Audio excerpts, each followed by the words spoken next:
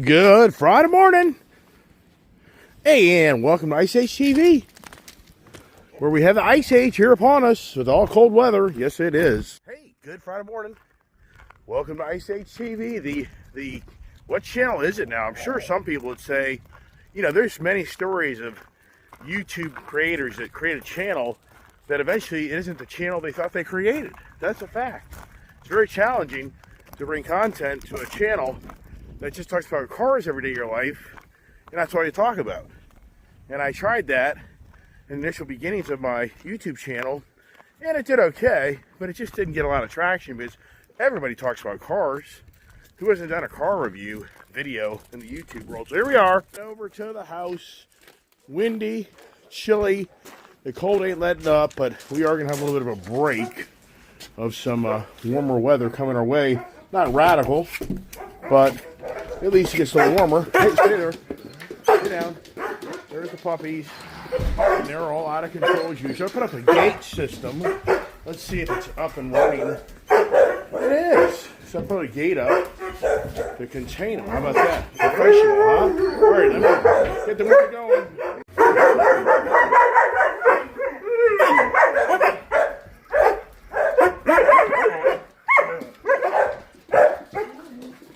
No, you can't take that outside. No shoes going outside. Go on, get out, everybody. Here goes the Rat Pack. 2, 4, 6, 8, 10, right? Yeah, here goes the Rat Pack. Yeah, it's windy. Woo! All right, let's get over to the barn. Come on, puppies. As we get all the noise. That's the puppies. Come on. It's the routine. Come on there, Prince and Gypsy. Come on. To the barn. Woo! Yeah, it's the cold weather ain't giving up. But you heard that conversation yesterday, man. Tell you what, it takes forever to get dressed. I am going to be 62 years old on Monday, and I just can't believe somebody that's 80 and 90 years old can get up in the morning, shower, and put on the long johns. You know, you're basically 3 layers, 4 or 5 layers deep. I just can't believe somebody's 80 years old, even people in their 70s, of how they can get out of bed and actually dress themselves. There's no way. And I guarantee you, that's one reason a lot of people that get older, they move to warmer environments. Because if you really do live in the cold environments, unless you just live in the house, you just live in the house, which I'm sure a lot of people do. I'm sure a lot of people just end up living in their house most of the winter months because they can't endure the cold months for all the reasons I'm talking about. So everybody present here? Let's get the pups upstairs here, and so we get the other pups fed. So get on up there, because otherwise it gets very confrontational. You saw that the other day when I tried to keep Ginger within hand's reach of the dogs eating food, and how'd that all play out? Not very good. So here we are. Food's already up here, and I gotta go buy more food today. I mean, because Saturday I was telling Julia, I think we're going through 60 to 90 pounds of dog food a week. I would say conservative. She's like, no way. I'm like, well, I'm buying 2 bags of dog food every week. All right, here you go. Over here. And you're feeding 8 dogs. I mean, it isn't like we're feeding 4 German Shepherd puppies. We're feeding, come here, pups. We're feeding not only these guys, but the older guys too. Spread it all out. And, you know, I had my enjoyment time yesterday of escaping to go to Timbrook Honda. It's funny how I post out a video heading to Timbrook Honda, and so many people think, oh, he's going to go buy something else. Nope. Don't need to buy anything else. But it wouldn't matter if I wanted to buy something else. Those days are over, which I've said so many times on my YouTube channel. And probably put my gloves on because it really is cold out here. And the dogs destroyed the bed. The beds I got 2 days ago from Tractor Supply. Yep, I came down here yesterday to work in my office. I'm leaving these guys down here. And sure enough, the beds are destroyed. I got to put my gloves on. And I'm not turning the damn phone off because it turns into a major project uploading videos to YouTube, which YouTube is always debatable. YouTube. The love-hate of YouTube on my channel. Gotta get my coffee here. Oh my goodness. So, what do we talk about? Anymore you read all the content on the internet, the social media, Wall Street Journal, Bloomberg, X, and there's just so much information going on right now. With Donald Trump being in office, I mean, it is truly exciting times, but I'm sure for some, it's not.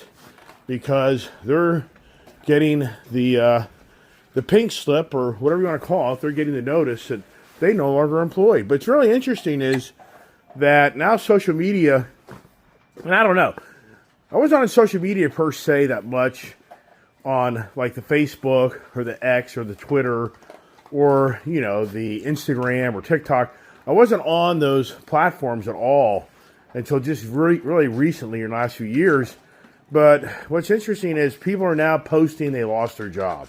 There's now literally like senators and congressmen posting videos of like a national park girl that works in a national park that oversees the park services, boating area for launching boats and blah, blah, blah. And she was released. And the senator is saying, look at what Donald Trump has done to this woman. And then other people are posting on the social media that they've lost their job because of Donald Trump and Elon Musk. And they're using social media to call out Donald Trump and Elon Musk for them wanting to trim the government's, they trim the government's what they think is over expenditure. Way too many people are on the payroll, and do we really need that many people? No different when Elon Musk bought Twitter and basically just laid most of everybody off, and people were raising hell. So it's going to be a lot of hair raising, I'm sure, going on for the next 3 to 6 months of things that are happening. No, stop it. The things that are going on, because so many people are going to be disappointed when they lose their job. But once again, now the tool in social media is the woe's me. Look at me. I've been tarnished. I've been punished. This isn't fair. So, life's not a nice. I mean, sadly, we live in a physical world.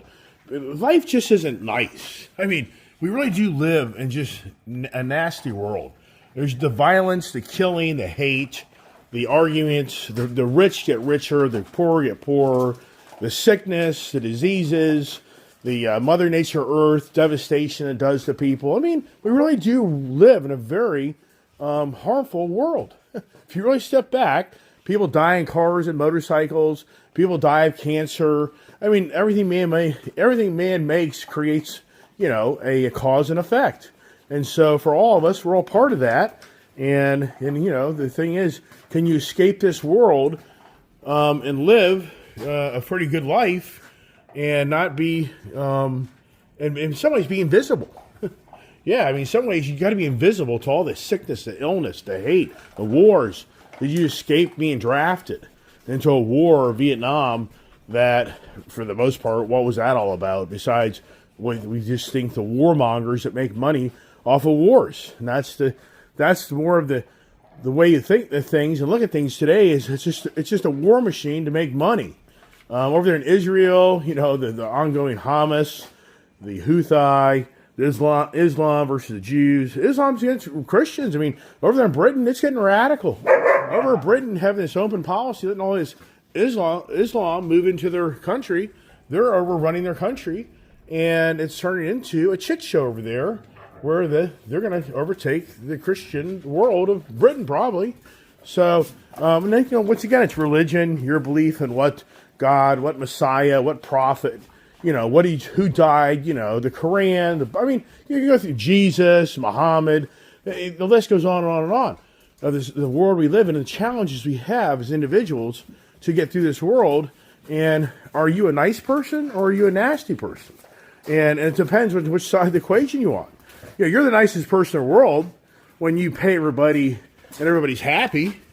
Yeah, everybody's really, you're the nicest person in the world. You own a company, you pay people well. When you walk in and terminate that person, you're the biggest asshole in the world. And have I been through that? I have.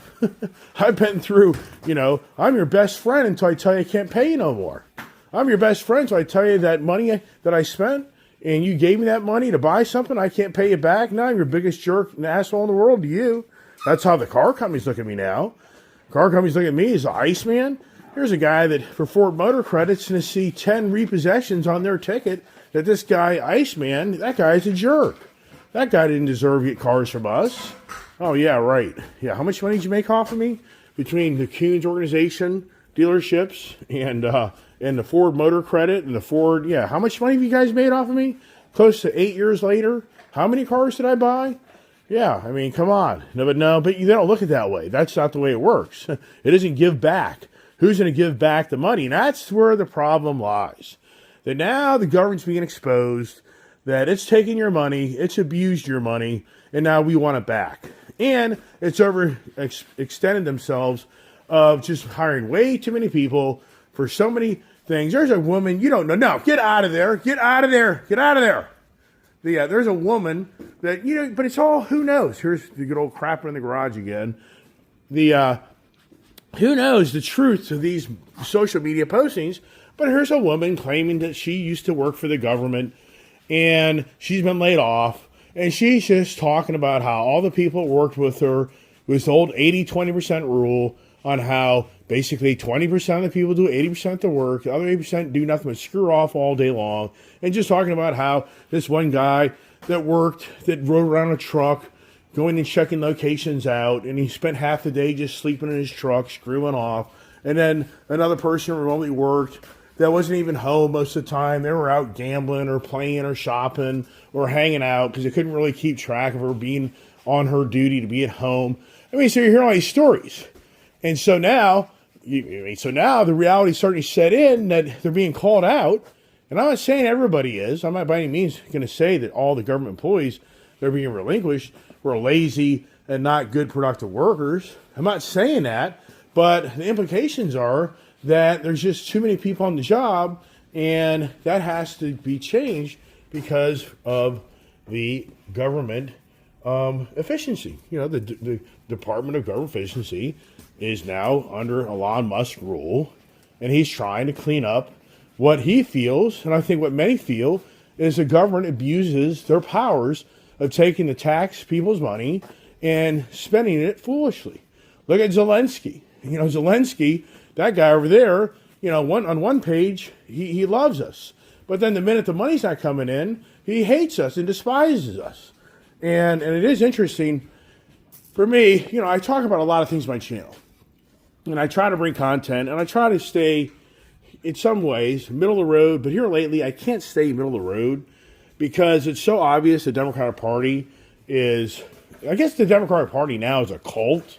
And the only reason I would say it's a cult is because if you're a Democratic individual not seeing through the light of how corrupt the Democratic Party is, and in general, I've said this many times, I guarantee you the Republican Party's going to be called out as well eventually. They're going to get deep into this where there's going to definitely be Republican Party participants, I'm sure, that have abused the taxpayers' monies as well. So don't get all caught up thinking that it's just going to be the Democratic Party being called out. But for the moment, it seems the Democratic Party is the loudest of the bunch, screaming bloody murder about how this is unfair, that Elon Musk is uncovering all of what they're seeing.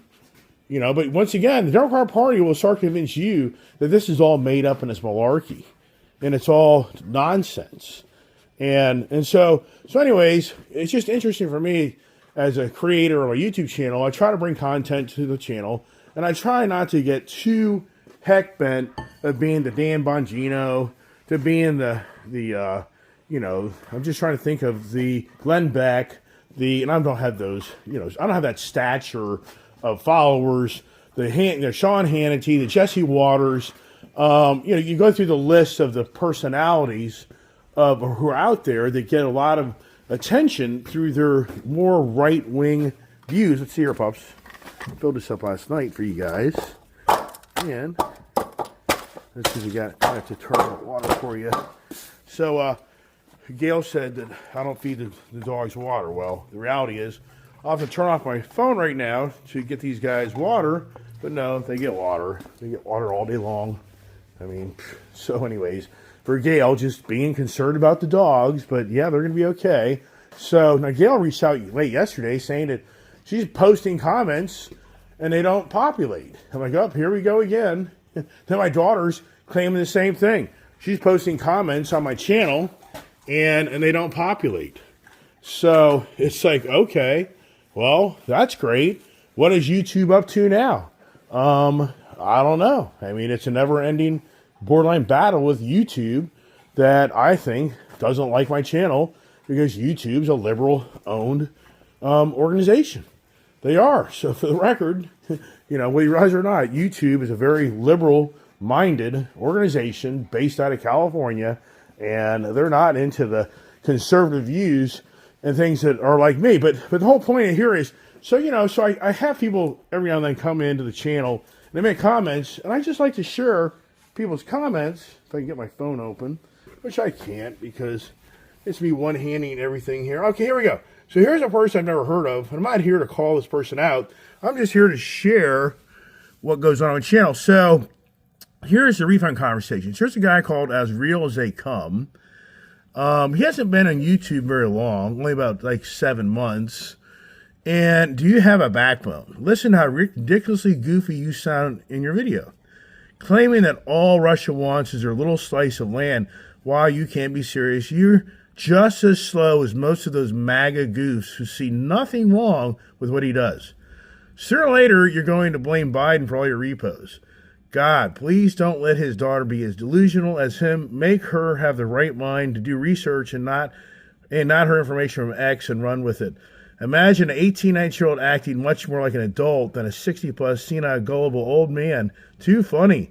Oh, let me be quiet before he cries to his daddy Musk, same way Trump does. Musk needs to audit him, and I'm sure he'd find a lot of fraud and funny business. So, did these guys say that? So this is kind of interesting. So this individual is not happy the way I talk. So As Real As They Come, he's telling it the way it is. So he thinks I'm just an idiot for the most part. All right, but you know, that's fine. He can voice those. But now here he goes. So now he's actually, Gail and him are going back and forth. So Gail, ma'am, I have no problem with you and your channel. So please stop. Just because you know him doesn't make things he says okay. The guy even recently said Obama's half white and confused. He doesn't even know his race. And he wants to remove all white power. You think that's a cool thing to say? Notice his wonderful daughter doesn't speak like that and probably would never say anything ridiculous like that. I respect her and wish she would make a similar channel. I can't guarantee you her channel would do great. I can guarantee your channel would do great because she won't say such things. So this is what really I got a kick out of. So does anybody here know who Barack Obama is? I mean, sincerely, I to have a live audience right now with all the people watching me, I would love to put the question out there: is Barack Obama all black? And you know what? I'm going to tell you now. I would have to say probably if it's a younger group of people, they would all say yes, he is. But he's not. So this guy here, As Real As They Come, he's telling that comment to me that I'm basically an imbecile and I don't know what I'm talking about. But we need to turn the heels to As Real As They Come. You just called yourself out. You don't know that Barack Obama's mother is white? You don't know that? Wow. You don't know that his father was a black man that never even raised him? You didn't know that? Wow. You didn't know either that the grandparents, the white mommy, seemed to have an addiction to having fun with men of all colors, I guess, which, whatever. But the white granddaddy and the white grandmommy raised Barack Obama. So, for the record, is Barack Obama a black man or a white man? Right? I mean, come on. I thought today I'm going to change my name because I have Indian in me. Yes, my mother's mother had a lot of Indian in her. So we have Indian in our family, real native Indian. So should I change my name? And should I be called an Indian? You know, I'm now officially a native Indian instead of being called a Caucasian, white American. So for me, yeah, no, Barack Obama, for the record, the guy's half white, half black. And that's why it's always intrigued me that he's been so radical on his hate of the white man, which if you don't want to hear that, that's I mean, if you don't want to hear this, you're a fool. because it's a fact. The presidency of Barack Obama, his legacy is to reverse the powers of this country from the true beginnings of 1619 of the first slaves traded in Yorktown, Virginia, and this country. He doesn't want that heritage to be recognized. He doesn't want the white man to overrule the black man, and he doesn't like that. And the rest of a lot of other people don't either. So they want to rewrite all this stuff. Now, if you think I'm making all this stuff up, I really did something I thought was pretty cool. You know who Victor David Hanson is? This is a very intelligent man. And if you don't know who he is, you should get to know who he is, because this guy here, let me show it to you right now. This guy right here is a guy that I'm going to show you right here. In fact, somebody trying to call me, so that's going to be a pain in the ass. All right, here's on X. So let me see if I can get my volume up for you. Which it doesn't work as usual. This is a restoration. Let's use the word Trump restoration. We don't know really, we don't really appreciate what we've been through with 8 years of the Obama revolution and the 4-year more radical third term of Obama, using or employing the wax and effigy of Joe Biden. A revolution that we've experienced was a cultural, economic, political, social revolution. It was very similar to the French Revolution under the Robespierre brothers. We should remember what they tried to do. They changed the days of the week. They renamed things. They tore down statues. They went after the church. Does this sound familiar? This revolution that we've experienced, everything was up for sale. Everything was negotiable. We invented a third gender and rammed it down people's throats. We tore down statues.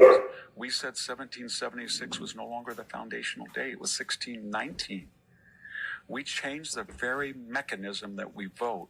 We went from 70% of the electorate voting on election day to 70% of the electorate not doing that, either through mail-in or early voting. That was a radical change that had no discussion. It was done by fiat. It was incredible. We looked at girls' sports and we destroyed it. We said that transgendered biological males that were now transgendered females could compete. They won over 600 medals they took away from hardworking female athletes. We had drag shows among young children.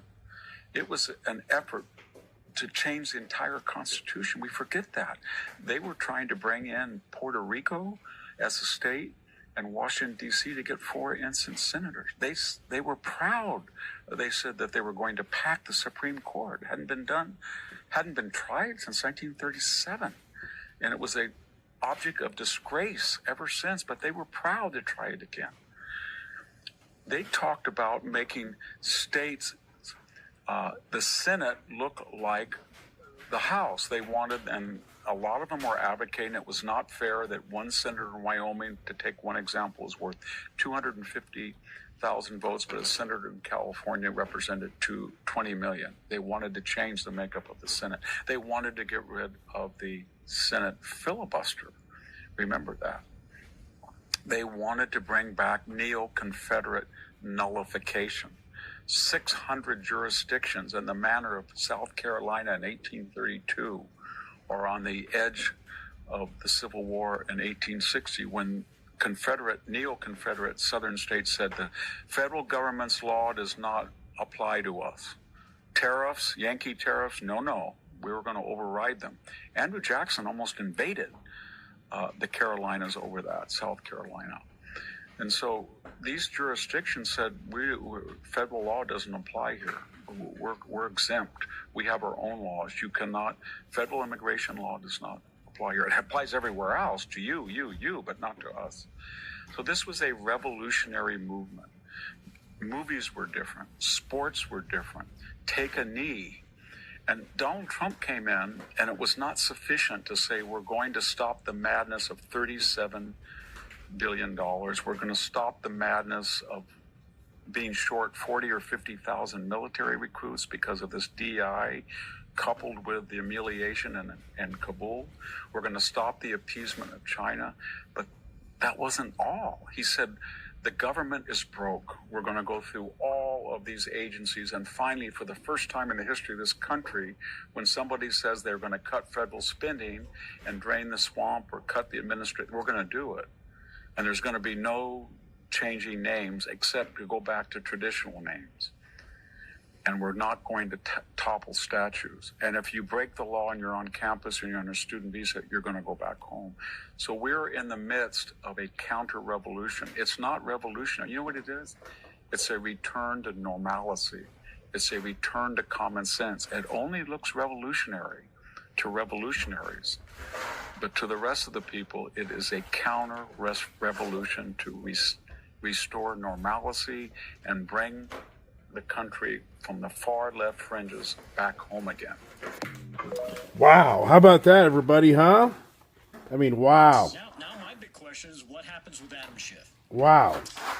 That's funny. So now this thing here isn't going to shut up on me. But everything that he did in the So, oh my goodness, yeah, Kash Patel has been, is official, the FBI director, and is he going to clean house? Probably. So these guys over here into something as usual. So, but I don't want to make this video more than 30 minutes. That's my goal.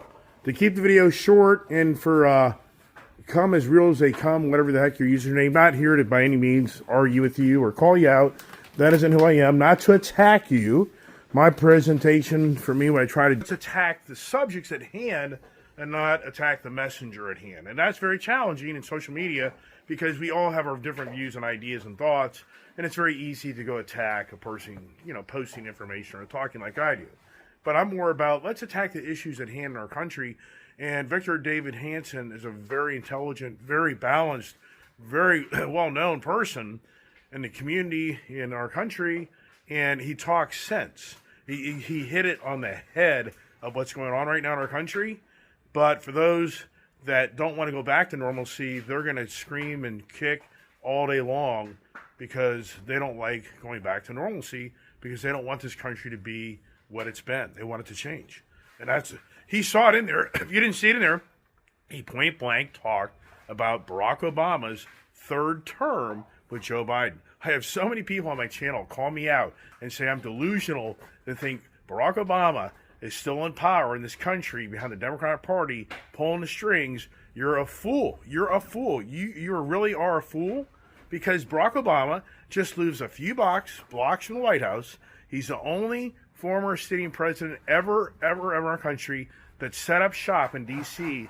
after his last term. If anybody wants to be king in this country, it's Barack Obama. It's Barack Obama. So stop talking about King Trump. It's King Obama. So that's it, everybody. Hope everyone has a blessed Friday. And what am I going to do today? Probably play Kennel Man as I do every day. Every day of my life, I spend time with these dogs, and that's my goal, to take care of them and raise them. And that's why I got them. It's a lot of work. It takes a lot out of me, but I keep it going. So they're in the garbage now. Let me go get the garbage cleaned up. God bless. Have a great day. Oh, this is classic.